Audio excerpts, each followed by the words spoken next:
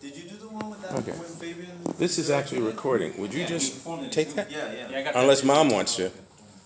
No, mom doesn't. So just, you gotta hold it both sides. This is from Temple. There you go. So you just want to make sure you get us. You don't have to do it for long, but everybody look over there because she's recording. Say hi. Oh. Oh, Photo bomb. yeah, mom bomb here. Yeah. Okay. Wait, is this a video? Yeah, this is video. Okay, because I'll be like, Yeah. For a long time, right? yo, wait for the flash. So wait, we got to do this now. Name names and then we'll talk for a few moments because I don't know how long she'll stay like that. Okay. Okay. So starting with Edwin. Edwin Santos. Hector Benitez. Robert Arnal used to be Ortiz. Yeah. Rosanna Placencia. Madeline Ortiz. And Jerry Mathers as a Alex Simmons here. So these are some of the alumni from Bronx Creative Arts for Youth. And I'm the theater mom. Yeah, I just got bombed again by mom. Okay, so when did you guys get into the? When did we meet? Maybe at different times. Do you remember what year it was? How old you were? 1990, I want to say. I think I was 10 years old. Wow. That's when we did Billy Wizard.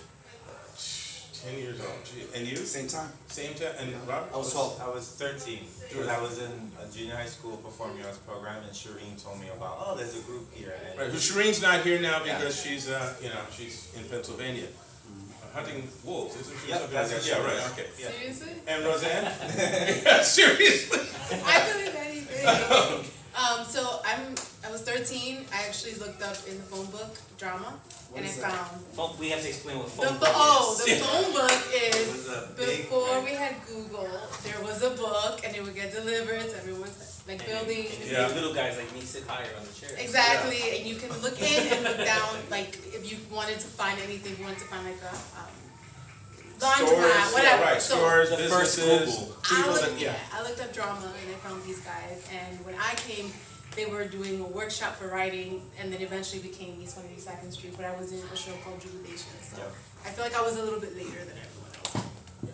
Madeline, you seem like you're going, really? For I'm trying to remember my story. So I think I was about 13, I want to say. 13. I want to say I was 10. about 13. So my dad went to Lehman College, and we saw an audition posted Oh, do you remember for for what? Temple of Youth. Temple of Youth. Oh, who was directing that one? Wasn't me, right? No, No, so that was the one before. It was a big musical. the big one. Yeah, The big first one. The best first one. Sorry, the first one. The very first. No, it wasn't the very first one. No, I'm not sure. I know it was before their Temple of Youth. I'm not sure how many renditions there were. Yeah, there were was at least 3 or 4. If I can find Barbara Barlow, I'll show her this, and then she can do it Well, chronologically. I was automatically incorporated into BCAY because of it. Somehow. Interesting. Okay. All right. Next thing you know, I was with BCAY, doing this, doing that, and the other. So now, before our camera person, thank you very much, because we sort of like commandeered her for a quick moment. Before her arms get tired, what was attracting about BCAY? What was good about it? Or please, be nice. I don't know. I mean, for me, I was 10, and You didn't know any better. Really, I just wanted to do something, and I saw an opportunity to audition at PS46. I think is when we did the auditions. If am I right? Yeah. PS46. Yep. Okay. Yeah, We have an archivist over in the camera person. Would you turn the The original camera to Google. the archivist? The original Google. Yeah, right there. Thank you very much. Right. So we did it at PS46, and after, I mean, it's all kind of blurry. I don't remember all the details. But I auditioned, and they gave me a part, and that's where it all just began. I stuck with it. I enjoyed it. I did it all together. I think 8, 9 years. I think I did it. Something like, geez, wow, yeah. And the good thing about this program was that we got a lot of kids out of the street. Yeah. You know that. And we Yeah. brought them in. Yeah, And then we Kicking and discovered the talent these children have. that's right. That's it. Yeah. We literally had people come, I'm going to talk to the camera. We really had people come and see the show expecting the kids to be going, thank you, Mr. So, and walking all over the place. And when you guys came out, like usually opening numbers blew audiences away because they were not expecting that kind of energy or power. So yeah, I've often said, you give them something to do and then you get out of their way. And you guys were really the proof of that for a number of years. we'll do something add-ons, but several of the things they did received recognitions. The video series that we did, East 182nd Street, actually went to a number of film festivals out of the country and won one or two within this country too. And this was, again, we're talking, you guys weren't trained professionals. You were But just, didn't they get a plaque? they got, there was a plaque, there were certificates, Philadelphia Film Festival, Best New TV Series, Independent TV Series, because there was something like 5 or 6 episodes that we did. And then there was one, I can't remember it right now off the top of my head, but there was one festival in Europe, I think it was like Sweden, I think it was a Norwegian or the Netherlands, but it's a festival there, and they showed the film, and the word that came back to me, I wasn't there for it, was that several of the officials said that this film showed what they should be doing with a film studio, a film production school they were trying to put together for young people. Wow. So I said, yeah, No. kids from the Bronx. And again, the material was created from the kids. They wrote it, we worked with professional writers and directors, but the material was created by the kids being honest, or going into their imagination, pulling things from their life experiences. And that's what we had, and that's why it was hot. And even HBO in its embryonic stages wanted it as a series, but they wanted it as a daily series. And I said, the kids can't create the scripts on a daily basis. That's not what we do. But you give us 6 months to get stuff in the can, and then we'll be good. Oh no, we want. Well, that's bye. It's not. Yeah. I know, We close now. No faith in us. It's good to know. No, you forget it was a year of trying to get it out of you. So no, I did know exactly. Not doing that. No, but I think one It's of the not a things sweat that- farm, okay? I think one thing that is important is that part of this organization, like the work that we did, kind of gave us an outlet to express either concerns or anything that was going on in our personal lives. Because we were kids from the Bronx, and we each had our own story, own struggles, own family situations. But writing these scripts and going to these workshops kind of gave us a way to express ourselves and get that out. Yeah. And it helped us. I know it was a big impact in my childhood and throughout my life, and to making decisions and going the route that we chose to go. Well, I think. Thank you for creating something like that. Well, you're welcome. You're welcome. That's one. I got to give some of the credit to Barbara Barlow, who's not here. She's living in another country now. But Barbara was one of those people who was living in an area that was not like where she came from, and was seeing, there wasn't enough for you guys. I thought another one of us had arrived. But what she was seeing, it was necessary, and she and other members of the community got together and started the concept. I came in, and over a period of time, it became what it became. But I think a lot of that also was what you guys allowed us to do, because literally, and this is about sharing. I often say that when I work with young people, I feel like, I may be teaching something, but I'm also learning. And a lot of what you guys did was prove me right about believing in kids if you give them the ability to shine. If you listen, if you really listen to them when they're talking. As opposed to going noise. Oh yeah, shut up. Why are you asking many questions? When you ask something for real, expect real, and then respect that. And you guys not only, you were cut up, which is fine. The reality was, you were goof around, but you were always for real. You were always truthful, and you were never about sabotaging a project, and none of you were. You always gave your best, and that's a lesson that the adults learned to believe in. And I think I think what we did was we sort of sustained each other. Speaking about one person who's not with us, and Ellie, I'm bringing this up for you, little Rosalie. One of our members was Ellie, and she had a little sister, little Rosalie, who was 13. 13 seems to be the magic number. Yeah. And the things I remember about Rosalie was she's this skinny, perky little thing. She was so sharp, right? Yes. Very intelligent. And I used to crack up because in rehearsals or auditions for shows, it'd been a bunch of guys and said, you ladies are quite attractive.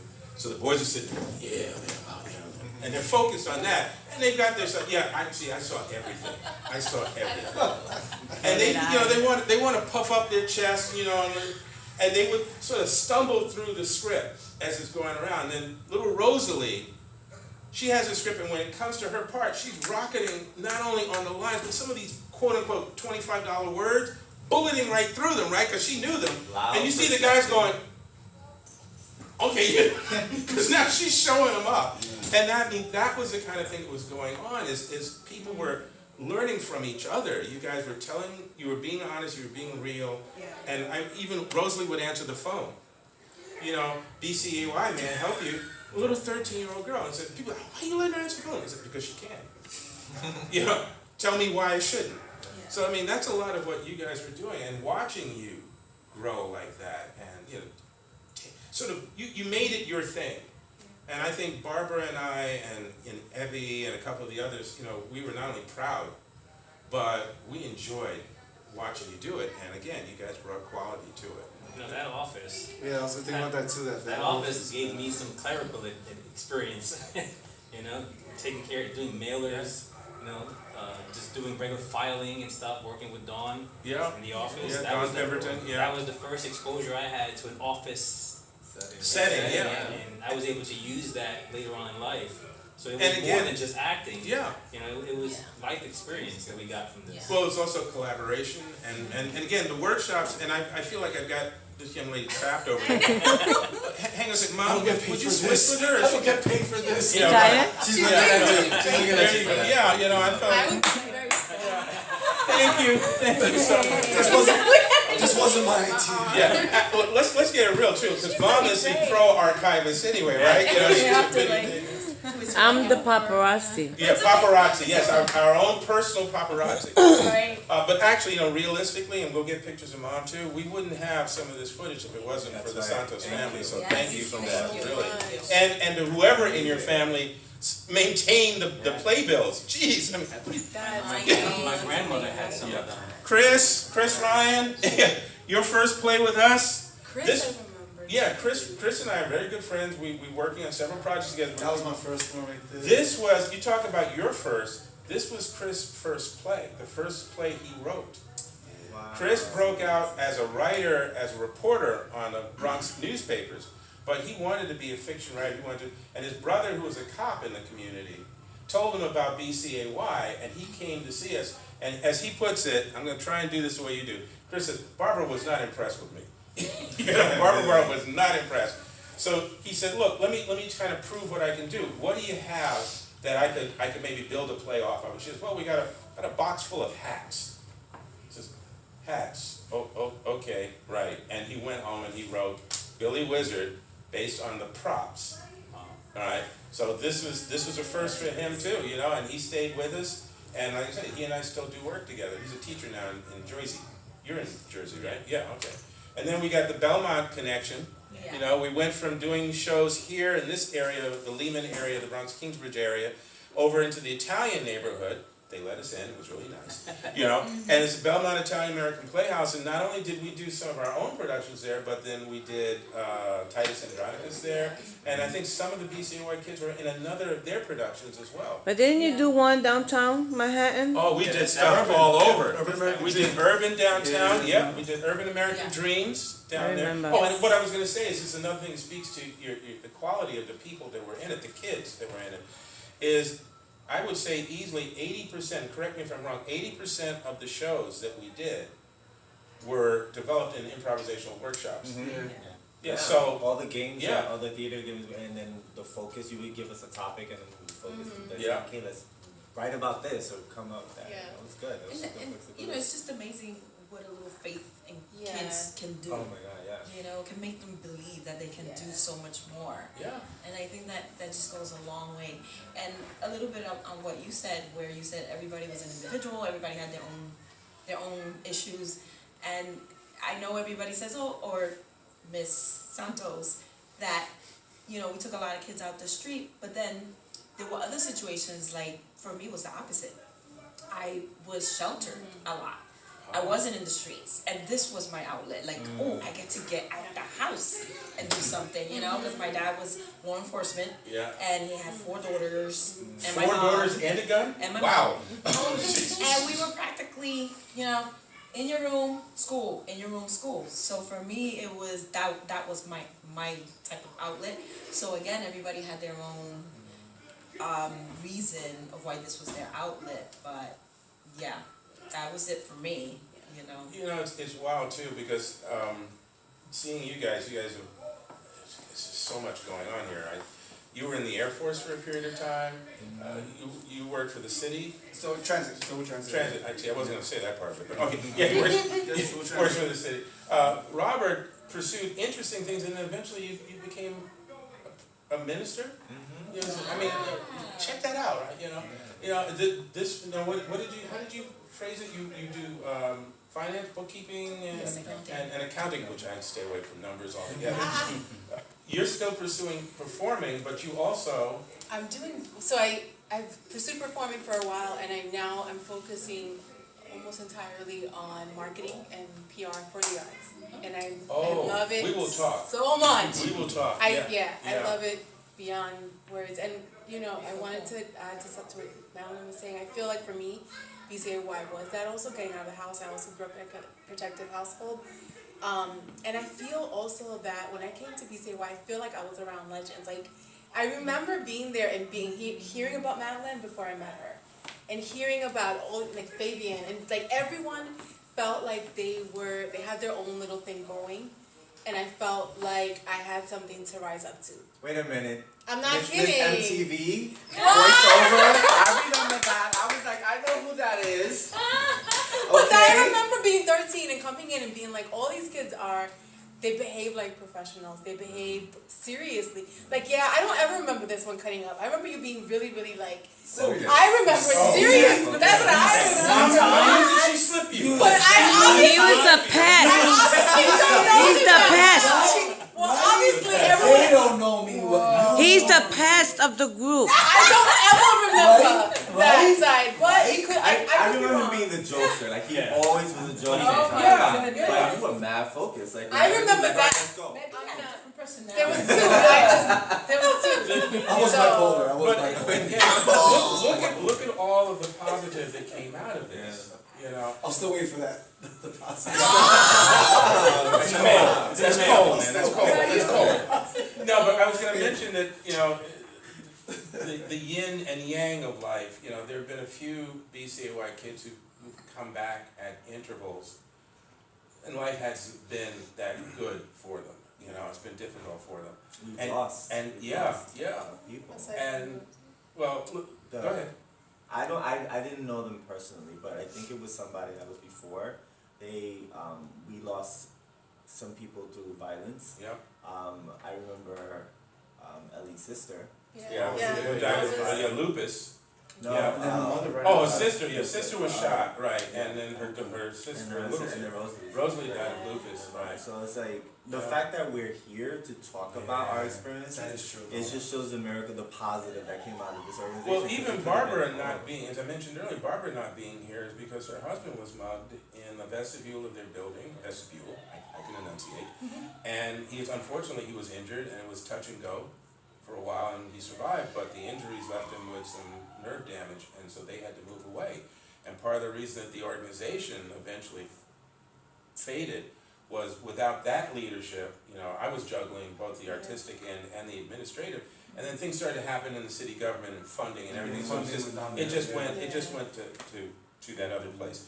But yeah, see, I'm still trying to be proper among you people. And they're all adults, but you know, I have never heard you curse. And it's happened once. I've never heard it either. But one of the, and you probably won't. No. I'm sure. But the thing of it is, as I said, some of them have come back or reached out, and even during the struggle said that this was the best time of their lives. And you know, I've said to people who do work with young people, I said, if you are fortunate, if you are blessed, and you live long enough to have folks like you come back and say what impact this made, and see that you know, you struggled but you made it, or you're struggling but you hold on to this one. this one. As a matter, I won't name the person because he didn't give me permission. But one person told me that his family forced him to quit us because we were supposedly a bad influence because we're theater, obviously out of control and everything. And he slipped into the neighborhood trap and some negative stuff that went on, and it almost took him away from us. And he said the thing that helped him come back from rehab was the memories of the time he spent with us. He actually found me to tell me that. So whatever I may have given, you guys also built and you gave.